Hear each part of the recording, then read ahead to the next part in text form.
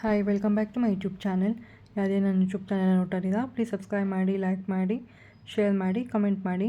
ಇವತ್ತು ನಾನು sugar free ಹೆಲ್ತಿಯಾಗಿರೋ ಖರ್ಜೂರ ಡ್ರೈ ಫ್ರೂಟ್ಸ್ ರೋಲ್ಸ್ ಹೇಗೆ ಮಾಡೋದು ಅಂತ ಹೇಳ್ಕೊಡ್ತೀನಿ, ಬನ್ನಿ ನೋಡುವ. ಮೊದಲಿಗೆ ನಾನಿಲ್ಲಿ 1 ಕಪ್ ಖರ್ಜೂರ ತೊಗೊಂಡಿದ್ದೀನಿ, ಬೀಜ ತೆಕ್ಕೊಂಡಿರೋದು. ಲಯನ್ ಡೇಟ್ಸ್ ತೊಗೊಂಡ್ರೂ ಓಕೆ, ಸೊ ಒಣಗಿರೋದು ತೊಗೊಳಕ್ಕೆ ಹೋಗ್ಬಿಡಿ. ಮತ್ತು 5-6 ಬಾದಾಮಿ, ಪಿಸ್ತಾ, ವಾಲ್ನಟ್ ಮತ್ತು 4 ಅಂಜೂರ, 2 ಸ್ಪೂನು ಸೂರ್ಯಕಾಂತಿ ಬೀಜ ಮತ್ತು ಕುಂಬಳಕಾಯಿ ಬೀಜ ತೊಗೊಂಡಿದ್ದೀನಿ. ಗೋಡಂಬಿ ನನ್ನ ಹತ್ರ ಇರಲಿಲ್ಲ, ಸೊ ನಾನು ತೊಗೊಂಡಿಲ್ಲ. ನಿಮ್ಮ ಹತ್ರ ಇದೆ, ನೀವು ತೊಗೊಳ್ಳಿ.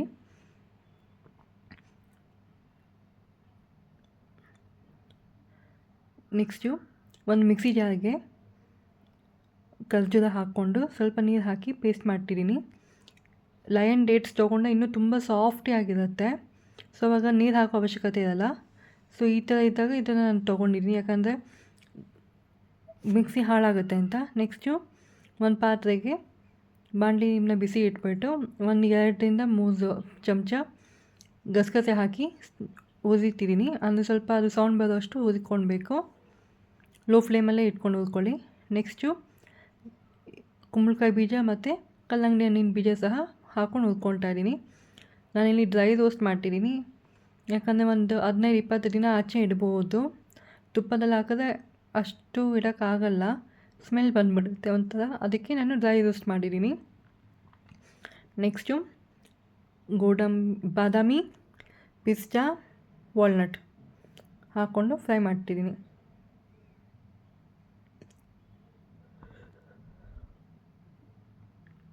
ಸಣ್ಣ ಉರಿಯಲ್ಲಿ ಫ್ರೈ ಮಾಡಿ, ಜಾಸ್ತಿ ಬೇಡ, ಒಂದು 5 ನಿಮಿಷ ಸಾಕು.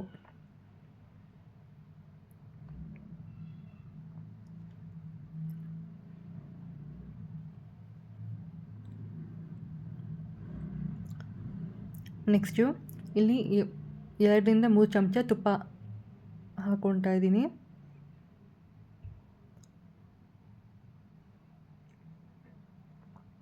ಸ್ವಲ್ಪ ಬಿಸಿ ಆಗಿದ್ಮೇಲೆ ನಾವಿಲ್ಲಿ ಪೇಸ್ಟ್ ಮಾಡ್ಕೊಂಡಿದ್ದೀವಲ್ಲ, ಜಾಸ್ತಿ ನೀರು ಹಾಕ್ಕೊಂಡ್ಬಿಡಿ, ಸ್ವಲ್ಪ ನೀರು ಹಾಕ್ಕೊಂಡು ಗಟ್ಟಿಯಾಗಿ ಈ ಥರ ಪೇಸ್ಟ್ ಮಾಡ್ಕೊಳ್ಳಿ. ಸೊ ರುಬ್ಬಿರೋ ಖರ್ಜೂರನ ಹಾಕಿ ಒಂದು 5-10 ನಿಮಿಷ ಫ್ರೈ ಮಾಡಬೇಕು. ಸಣ್ಣ ಉರಿಯಲ್ಲೇ ಹಸಿ ವಾಸನೆ ಹೋಗುವಷ್ಟು, ಸ್ವಲ್ಪ ಗಟ್ಟಿಯಾಗುವಷ್ಟು ಫ್ರೈ ಮಾಡಬೇಕು. ಇದಕ್ಕೆ ನಾನು ಎಕ್ಸ್ಟ್ರಾ ಬೆಲ್ಲ, ಜೇನುತುಪ್ಪ, ಸಕ್ಕರೆ ಏನೂ ಸಹ ಮಿಕ್ಸ್ ಮಾಡ್ತಿಲ್ಲ, ಖರ್ಜೂರದ ಸ್ವೀಟೇ ಸಾಕಾಗತ್ತೆ. ಸೊ ಬೇರೆ ಏನೂ ಹಾಕಿಲ್ಲ. ನಿಮಗೆ ಬೇಕು ಜಾಸ್ತಿ ಅಂದರೆ ನೀವು ಹಾಕ್ಕೊಳ್ಳಿ, ಇಲ್ಲಾಂದರೆ ಬೇಡ, ಇದೇ ಸಾಕಾಗತ್ತೆ. ಸೊ ಡಯಾಬಿಟಿಕ್ ಇರೋರಿಗೆಲ್ಲ ಅಥವಾ ಶುಗರ್ ಕಮ್ಮಿ ತಿನ್ನೋರಿಗೆ, ಸಕ್ಕರೆ ಸ್ವೀಟ್ ಇಷ್ಟ ಆಗದೆ ಇಷ್ಟೇ ಸಾಕಾಗತ್ತೆ.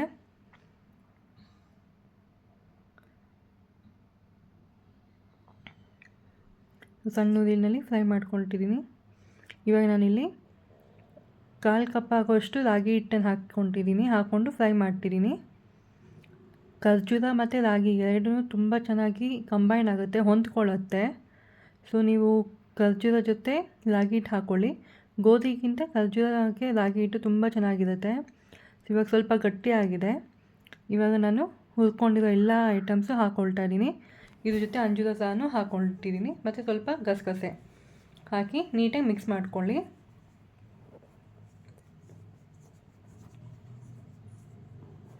ಇವಾಗ ಒಂದು ಪ್ಲೇಟಿಗೆ ತುಪ್ಪ ಹಾಕ್ಕೊಂಡು ಒಂದು 5 ನಿಮಿಷ ಮಿಕ್ಸ್ ಮಾಡ್ಕೊಂಡು, ಜಾಸ್ತಿ ಬೇಯಿಸೋ ಅವಶ್ಯಕತೆ ಇರಲ್ಲ, ಸೊ ಮಿಕ್ಸ್ ಮಾಡಿ ಬಿಟ್ಬಿಡಬೇಕು.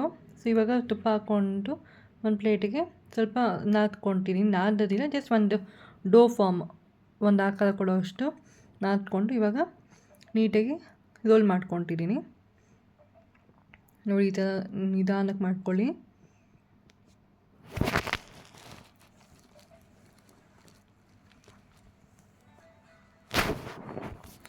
ಸೊ ಪಾಕ ಬಂದಿಲ್ಲ, ಮಾಡೋದಕ್ಕೆ ಕಷ್ಟ ಆಗುತ್ತೆ, ಅದೆಲ್ಲ ಇರೋದೇ ಇಲ್ಲ. ಸೊ ಈಸಿಯಾಗಿ ಮನೆಯಲ್ಲಿರೋ ಐಟಮಲ್ಲೇ ನಾವು ಮಾಡ್ಕೊಳ್ಬೋದು. ಇವಾಗ ನೀಟಾಗಿ ಮಾಡ್ಕೊಂಡಿದೆ, ಒಂದು ಶೇಪ್ ಕೊಟ್ಕೊಳ್ಳೋಂಗೆ.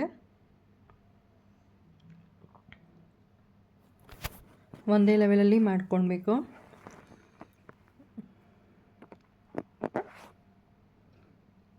ಸೊ ನೀವಿವಾಗ ಮಧ್ಯದಲ್ಲಿ ಒಂದು ಕಟ್ ಮಾಡ್ಕೊಳ್ತಾ ಇದ್ದೀನಿ, ಯಾಕಂದರೆ ಅದು ರೋಲ್ ಮಾಡ್ಕೊಳ್ಳೋಕ್ಕಾಗಲ್ಲ. ಗಸಗಸೆ ಜೊತೆ. ಇವಾಗ ಗಸಗಸೆ ಮೇಲೆ ಹತ್ಕೊಳ್ಬೇಕು. ನನಗೆ ಪ್ಲೇಟಲ್ಲಿ ಹತ್ಕೊಳ್ಳೋಕ್ಕಾಗಲಿಲ್ಲ, ಅದಕ್ಕೆ ಕೆಳಗಡೆ ಹಾಕ್ಕೊಂಡು ಹತ್ಕೊಳ್ತಾ ಇದ್ದೀನಿ. ಏನು ಪ್ರೆಸ್ ಮಾಡಬೇಡಿ, ಜಸ್ಟ್ ಸುಮ್ಮನೆ ಹೊರಳಿಸಿ. ಅದು ಹೊರಳಿಸಿದ್ರೆ ಅದು ನೀಟಾಗಿ ಅಂಟ್ಕೊಂಡ್ಬಿಡತ್ತೆ. ಬಟ್ ಎಲ್ಲ ಕಡೆ ಕರೆಕ್ಟಾಗಿ ಸ್ಪ್ರೆಡ್ ಆಗೋಂಗೆ ಹೊರಳಿಸ್ಬೇಕಾಗತ್ತೆ. ನಿಮಗೆ ಗಸಗಸೆ ಇಷ್ಟ ಇಲ್ಲ ಅಂದರೆ ಎಳ್ಳು ಸಹ ಹಾಕ್ಕೊಳ್ಬೋದು, ಇಲ್ಲ ಎರಡನ್ನೂ ಮಿಕ್ಸ್ ಮಾಡಿ ಹಾಕ್ಕೊಳ್ತೀನಿ ಅಂದ್ರೂ ಓಕೆ. ಬಟ್ ಎರಡನ್ನೂ ಫ್ರೈ ಮಾಡ್ಕೊಂಡು ಹಾಕ್ಕೊಳ್ಳಿ, ಚೆನ್ನಾಗಿರುತ್ತೆ. ಅದು ಒಂಥರ ಟೇಸ್ಟಿ ಇರುತ್ತೆ. ಸೊ ನೀಟಾಗಿ ಇವಾಗ ಆಗಿದೆ. ಇವಾಗ ಇದನ್ನು 1 ಅವರ್ ಅಥವಾ ಅರ್ಧ ಗಂಟೆ ಫ್ರಿಜ್ಜಲ್ಲಾದರೂ ಇಡಿ ಅಥವಾ ಆಚೆನಾದರೂ ಇಡಿ. ಅದು ತಣ್ಣಗಾಗಬೇಕು, ನೀಟಾಗಿ ಸೆಟ್ ಆಗಬೇಕು. ಬರ್ಫಿ ಆದರೆ ಕಟ್ ಮಾಡಿಬಿಟ್ಟು ಆಮೇಲೆ ನಾವು ಮುರಿತೀವಿ ತಣ್ಣಗಾಗಿದ್ಮೇಲೆ, ಬಟ್ ಬಿಸಿಯಲ್ಲೇ ಕಟ್ ಮಾಡಿ. ಬಟ್ ಇದು ಹಂಗಲ್ಲ. ಸೊ 1 ಅವರ್ ಆಗಿದ್ಮೇಲೆ ನಿಧಾನಕ್ಕೆ ಕಟ್ ಮಾಡ್ಕೊಳ್ಬೇಕು.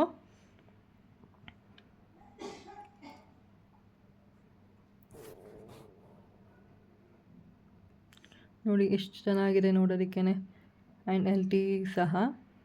ನಾನು ಮಾಡಿರೋದ್ರಲ್ಲಿ ಒಂದು 22 ಪೀಸಸ್ ಆಯಿತು. ಸೊ ನಿಮಗೆ ಜಾಸ್ತಿ ಬೇಕು ಅಂದರೆ ನೀವು ಜಾಸ್ತಿ ಕ್ವಾಂಟಿಟಿ ಹಾಕ್ಕೊಂಡು ಮಾಡ್ಕೊಳ್ಬೋದು. ನೋಡಿದ್ರಲ್ಲ ಎಷ್ಟು ಚೆನ್ನಾಗಿದೆ ಅಂತ. ಪ್ರೋಟೀನ್, ವಿಟಮಿನ್ ಎಲ್ಲನೂ ಇರುತ್ತೆ. ಖರ್ಜೂರ ಯೂಸ್ ಮಾಡಿದ್ದೀವಿ, ರಾಗಿ ಪ್ಲಸ್ ಡ್ರೈ ಫ್ರೂಟ್ಸು ಸಹ ಇದೆ, ಮತ್ತು ಸೀಡ್ಸ್ಗಳು ಸಹ ಇದೆ. ಸೊ ನೀವೇ ಮನೆಯಲ್ಲೇ ಮಾಡ್ಕೊಂಡು ತಿನ್ಬೋದು, ಶುಗರ್ ಫ್ರೀ. ಎಕ್ಸ್ಟ್ರಾ ನಾನೇನು ಶುಗರ್ ಹಾಕಿಲ್ಲ. ಸೊ ಪಾಕ ಬಂದಿಲ್ಲ, ಇವತ್ತು ಮಾಡೋಕ್ಕೆ ಕಷ್ಟ ಅದೆಲ್ಲ ಎಂಥದ್ದು ಇಲ್ಲ. ಬೇಗ ಕ್ವಿಕ್ಕಾಗಿ ಮಾಡ್ಕೊಳ್ಳೋವಂಥದ್ದು. ಜಸ್ಟ್ ಒಂದು 15 to 20 ಮಿನಿಟ್ಸ್ ಟೈಮ್ ಕೊಡಬೇಕಷ್ಟೆ. ಸೊ ಹೆಲ್ತಿಯಾಗಿ ನೀವೇ ಮನೆಯಲ್ಲಿ ಮಾಡ್ಕೊಂಡು ತಿಂದರೆ ಚೆನ್ನಾಗಿರುತ್ತಲ್ವ. ಅಂಗಡಿಯಲ್ಲಿ ಸ್ವೀಟ್ ಶಾಪಲ್ಲಿ 200 ಗ್ರಾಮ್ ಆಲ್ಮೋಸ್ಟ್ 250-300 ಇರುತ್ತೆ. ಸೊ ನೀವೇ ಮನೆಯಲ್ಲಿರೋದಲ್ಲೇ ಮಾಡ್ಕೊಳ್ಬೋದು. ಸೊ ಎಲ್ಲರೂ ತಿನ್ಬೋದು ಮನೆಯಲ್ಲಿರೋದು. ಸೊ ನೀವು ಟ್ರೈ ಮಾಡಿ ಹೇಗಿತ್ತು ಅಂತ ಹೇಳಿ, ಕಮೆಂಟ್ ಮಾಡಿ ಹೇಳಿ. ನೆಕ್ಸ್ಟ್ ನಿಮ್ಗೆ ಯಾವುದಾದ್ರು ಬೇರೆ ರೆಸಿಪಿ ಬೇಕು ಅಂದ್ರೂ ನನಗೆ ಕಾಮೆಂಟ್ ಮಾಡಿ ಹೇಳಿದ್ರೆ ನಾನು ನಿಮಗೆ ನೆಕ್ಸ್ಟ್ ಯಾವಾಗಲಾದರೂ ತೋರಿಸ್ಕೊಡ್ತೀನಿ.